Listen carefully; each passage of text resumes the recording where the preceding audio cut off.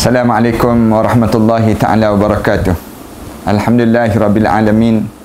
Wassalatu wassalamu ala asyrafil anbiya'i wal mursalin wa ala alihi wa sahbihi ajma'in. Subhanaka la ilma lana illa ma 'allamtana innaka antal alimul hakim. Rabbi shrah li sadri wa yassir li amri wahlul 'uqdatam min lisani yafqahu qawli. Rabbi yassir wa la tu'assir wa tammim bil khair. Amma ba'd.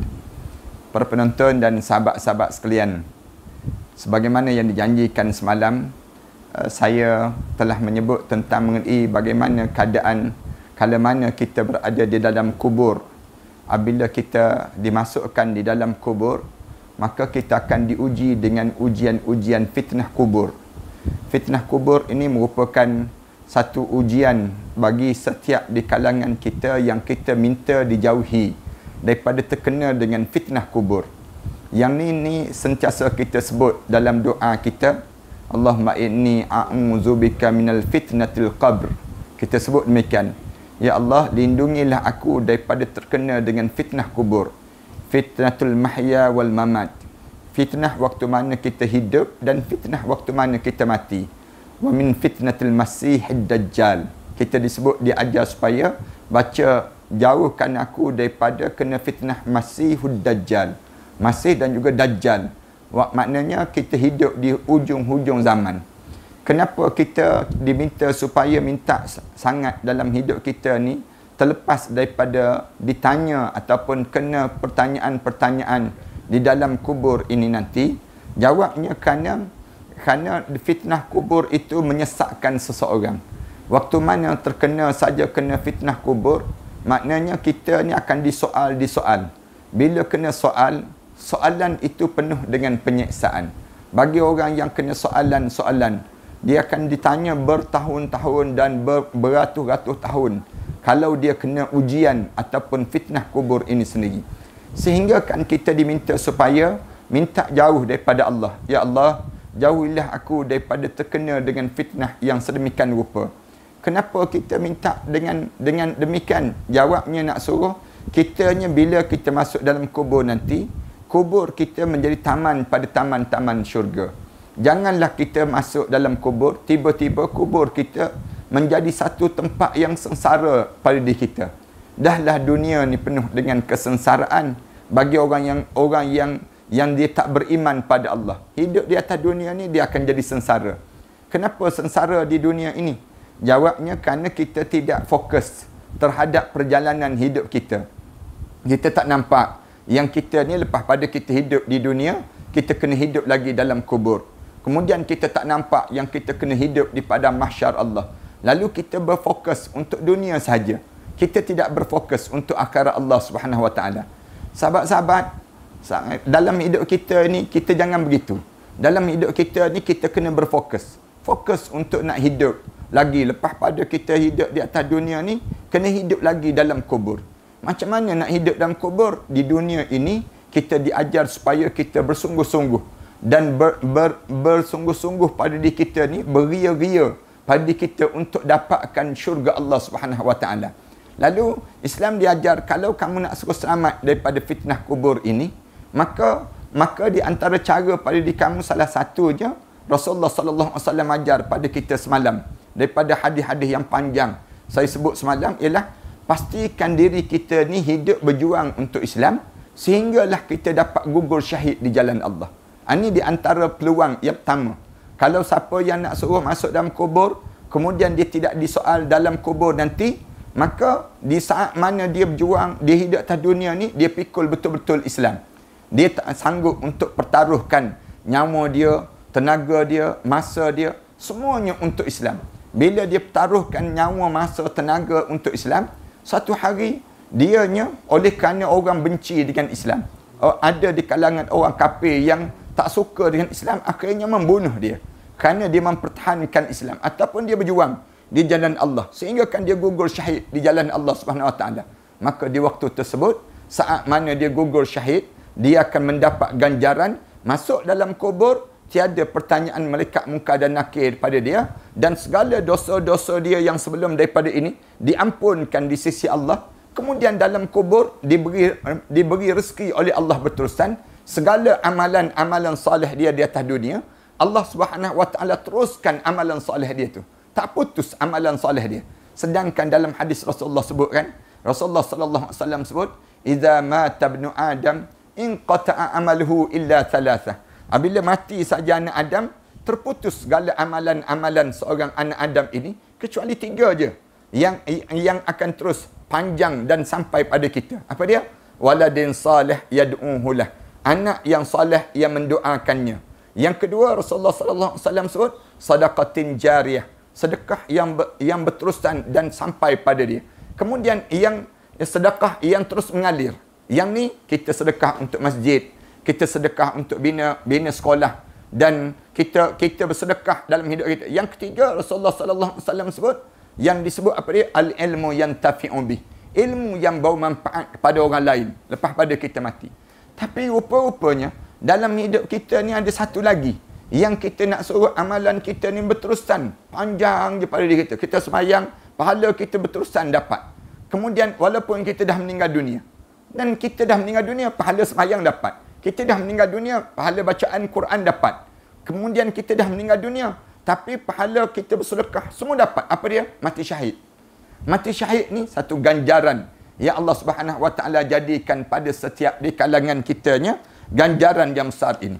Kemudian mati syahid ni di antara amalan yang pertama yang menyebabkan kita terselamat daripada terkena yang namakan dengan dalam kubur nanti yang disebut dengan fitnah kubur. Dalam satu riwayat disebut mengenai sabda Rasulullah sallallahu alaihi wasallam tentang orang mati syahid ini, Rasulullah sallallahu alaihi wasallam bila tanya, "Ya Rasulullah, apa lebihnya orang yang mati syahid ni sehingga sampai peringkat dia dapat ganjaran demikian ya Rasulullah?" Lalu Rasulullah sallallahu alaihi wasallam sebut, "Cukuplah tusukan pedang pada kepalanya sebagai satu ujian pada diri dia. Bila dia kena panah ataupun kena sambar dengan yang disebut dengan tusukan pedang yang kena libas di tengkuk dia, itu satu ujian yang besar pada diri dia. Boleh jadi tusukan pedang Rasulullah sebut. Tapi zaman Rasulullah tak sebut dengan peluru-peluru yang menembusi jasad dia. Bila peluru menembusi jasad dia tersebut, maka itu satu ujian dalam hidup dia." Al-Qurtubi ditanya tentang mengenai perkara demikian. Artinya, katanya Imam Qurtubi, jika di antara orang yang terbunuh dalam perang itu terdapat seorang munafik. Ada orang kata, kalau begitu orang munafik macam mana? Kalau dia gugur syahid. Orang munafik. Orang munafik ni, dia boleh gugur syahid ke? Imam Qurtubi kata, tak mungkin orang munafik ni boleh gugur syahid. Ketika mana dua pasukan itu bertemu, katanya Imam Qurtubi sebut, nescaya orang munafik itu akan melarikan diri. Kalaulah di antara pasukan Islam dan pasukan kafir yang bertembung dalam peperangan, orang munafik akan lari. Ini perangan orang munafik. Orang munafik ni, dia akan cari kesempatan je dalam hidup mereka. Imam Qurtubi sebut, orang munafik akan lari.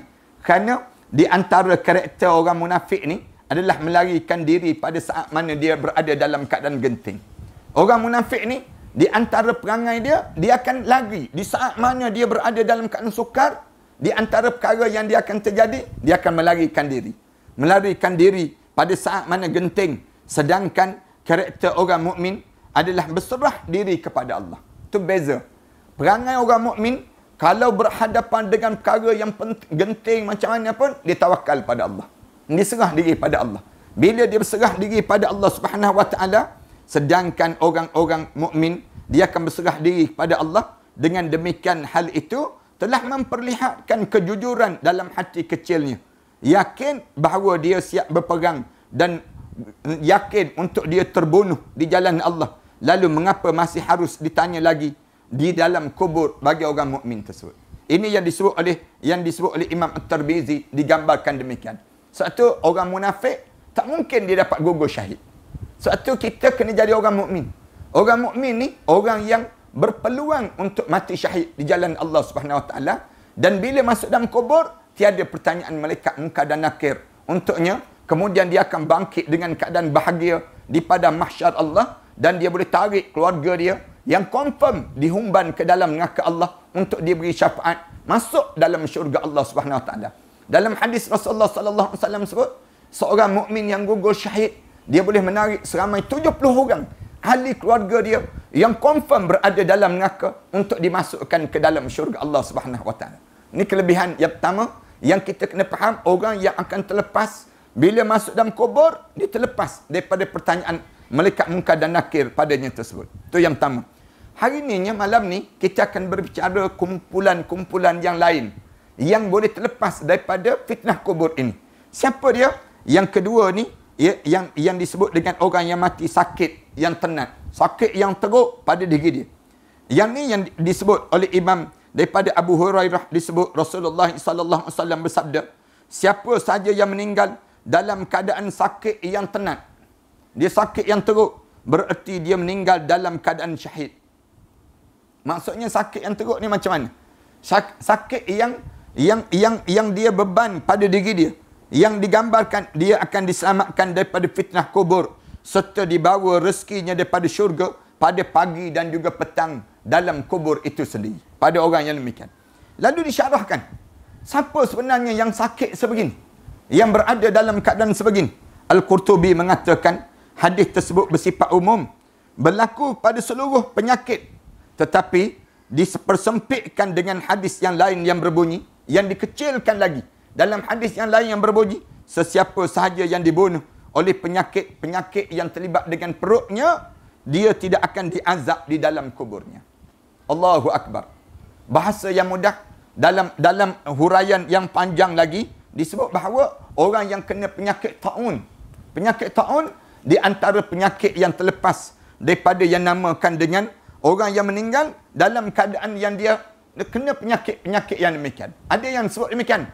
Saya nak sebut, di antara yang saya maksudkan ini, kalau kita boleh bayangkan, siapa yang terkena dengan ujian sebegini? Di antaranya, yang namakan dengan orang yang kena COVID-19. COVID-19 ini, mudah-mudahan dia akan terlepas daripada pertanyaan malaikat yang disebut di dalam kubur kerana dia terlibat dengan penyakit sakit dalam perut dia.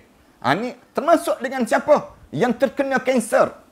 Yang kena penyakit kanser. Penyakit kanser ni, bagi saya nampak berdasar pada hadis-hadis yang panjang yang disebut dalam perbincangan ialah penyakit sakit yang teruk. Dia ada stage yang kedua, stage yang ketiga, stage yang keempat. Maka bergembiralah bagi sesiapa, kabar gembiralah pada siapa yang diuji dengan ujian penyakit kanser. Dalam keadaan dia kena ujian penyakit kanser, dia boleh tambah dalam ujian yang sebegitu. Dia boleh bertahan dengan ujian sebegitu. Maksud tambah ni apa dia? Dia tak lari daripada jalan agama. Lagi dia kena uji, lagi banyak berinfak di jalan Allah. Lagi banyak diuji di sisi Allah, lagi dia nampak syurga Allah dalam hidup dia. Sabar, wahai orang yang kena kanser. Bila kalian terkena dengan ujian kanser pada tubuh tuan-tuan, kalian semua di kalangan kita ingat janji Allah. Di antaranya, janji yang disebut oleh Rasulullah, siapa yang meninggal dunia dalam keadaan yang dia jadi uji dengan ujian yang sakit tenat, bererti dia akan meninggal dalam keadaan syahid pada diri dia. Nampak ganjaran syahid. Orang-orang yang kena penyakit-penyakit demikian. Penyakit kanser ni penyakit yang tak ada orang nak. Dan sampai hari ini menjadi buntu di kalangan kita. Datang daripada mana penyakit ini?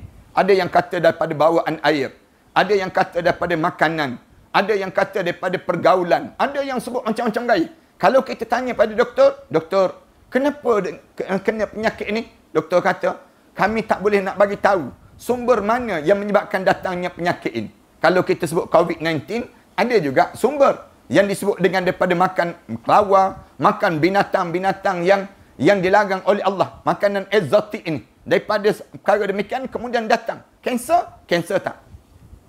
Kanser ni, tiba-tiba ada orang yang datang diberitahu saja pada diri dia.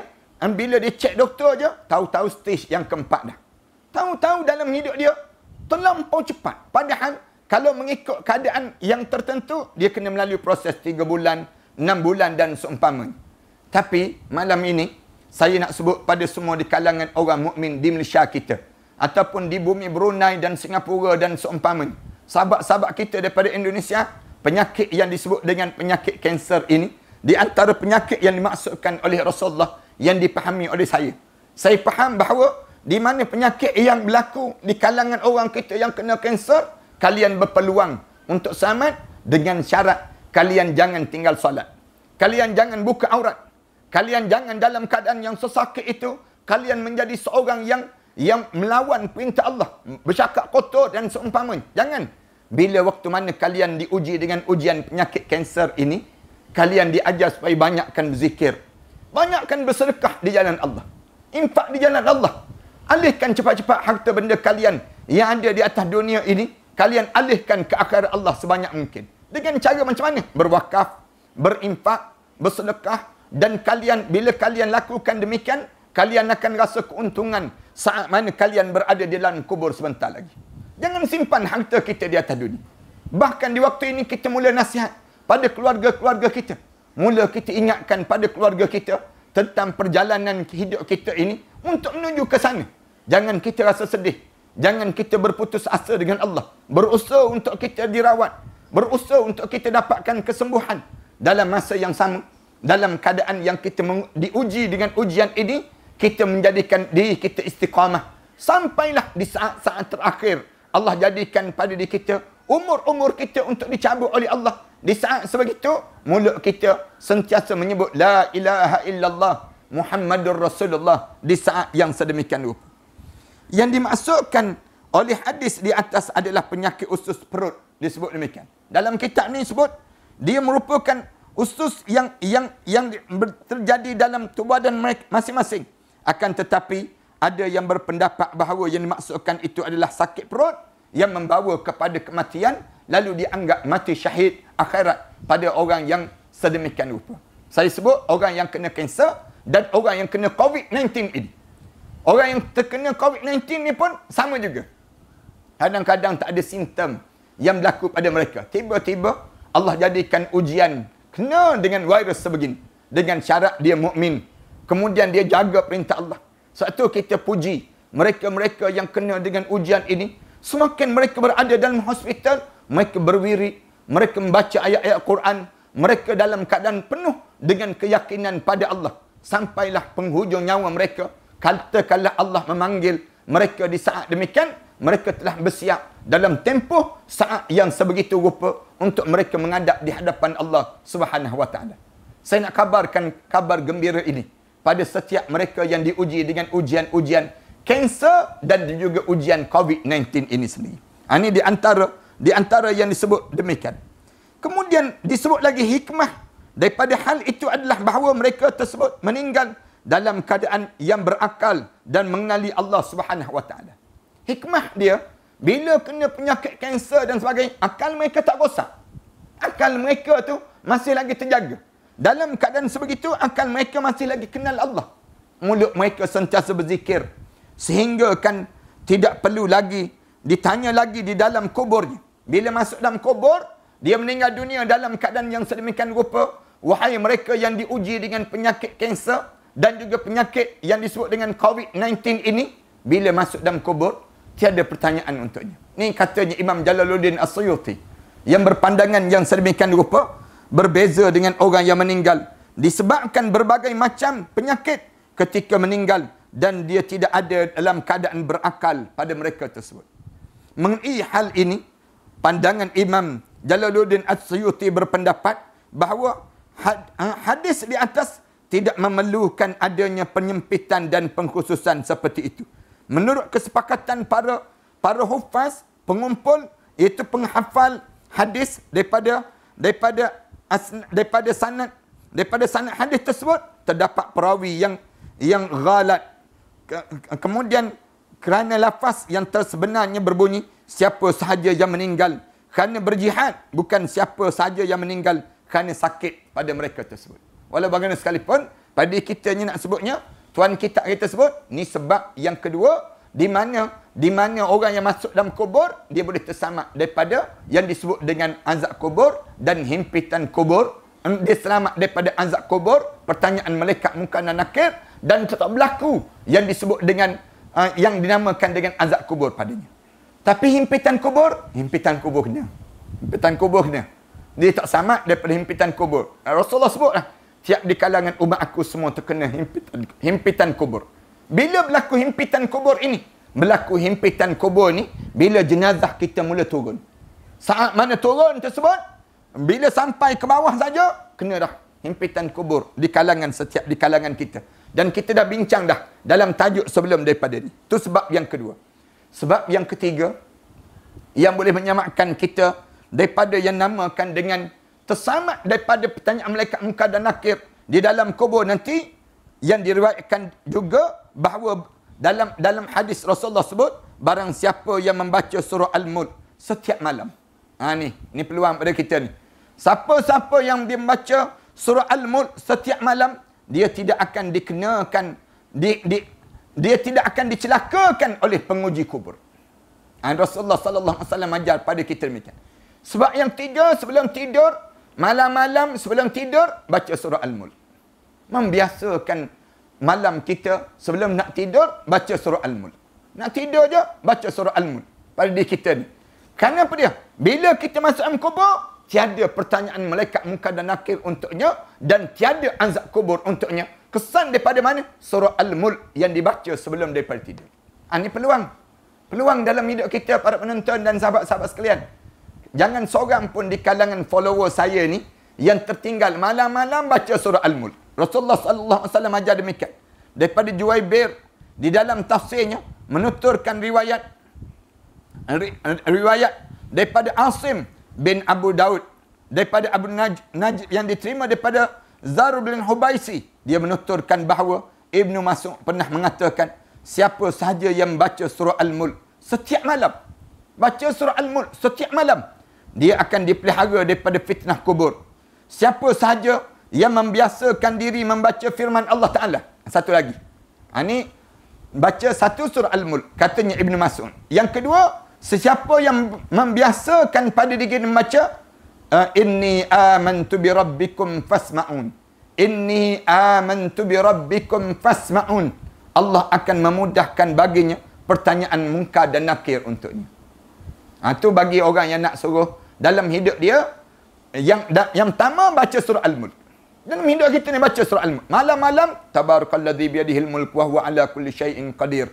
Alladzi khalaqal mauta wal hayata liyabluwakum ayyukum ahsanu amala wa huwal azizul ghafur. Baca sampai habis. Tak panjang pun dalam surah Al-Mulk tersebut.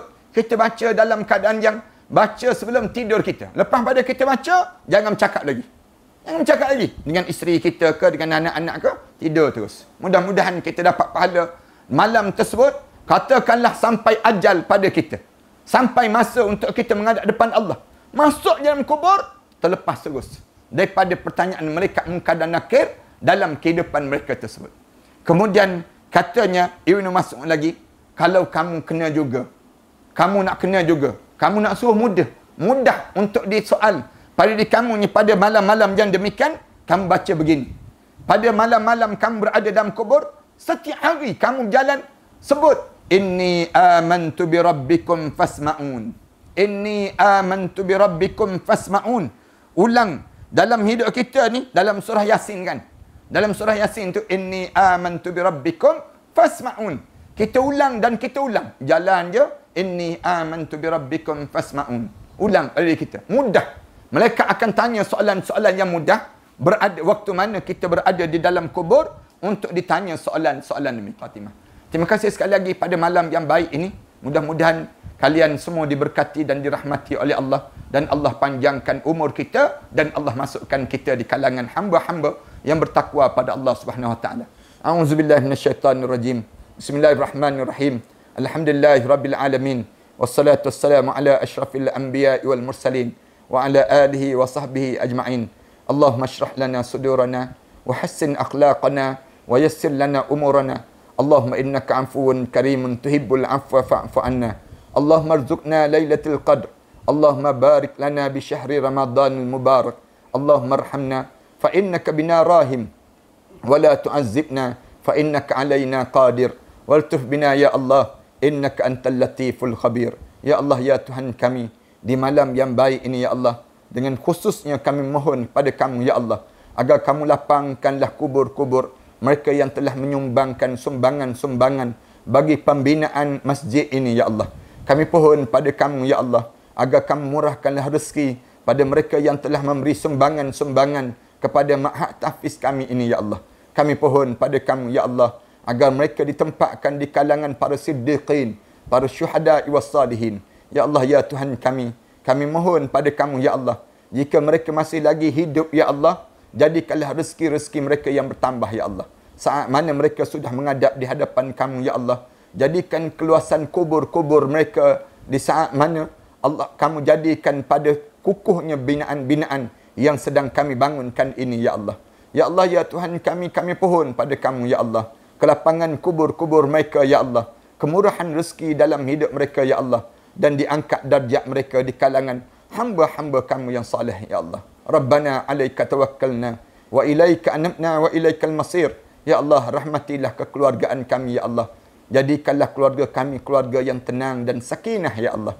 Jauhkanlah keluarga kami ya Allah daripada pertengkaran-pertengkaran yang tak berkesudahan ya Allah. Murahkanlah rezeki kami ya Allah. Selamatkanlah kami daripada virus COVID-19 ini ya Allah. Sembuhkanlah penyakit mereka yang terkena kanser itu ya Allah. Kami pohon pada kamu ya Allah. Ya Rahmanur Rahim, kamu lembah lembutlah dengan hamba-hamba yang diuji dengan Ya Rahmanur Rahim. Kami mohon pada kamu ya Allah, agar kamu mengarahkan malaikat Israel yang mencabut nyawa di kalangan hamba-hamba yang mengaminkan doa ini dengan lemah lembut ya Allah. Kami pohon pada kamu ya Allah, jadikanlah kubur kami semua di antara taman-taman syurga ya Allah. Jangan kamu jadikan kubur kami di antara kawah pada kawah-kawah neraka ya Allah. Rabbana alaika tawakkalna wa ilaika anabna wa ilaikal masir. Rabbana ja'alna muqimas salah wa min dhurriyyatina Rabbana wa taqabbal du'a. Rabbana atina fid dunya hasanah wa fil akhirati hasanah wa qina adzaban nar. Wa sallallahu ala Muhammad wa ala alihi wa sahbihi wa sallam. Alhamdulillahi rabbil alamin.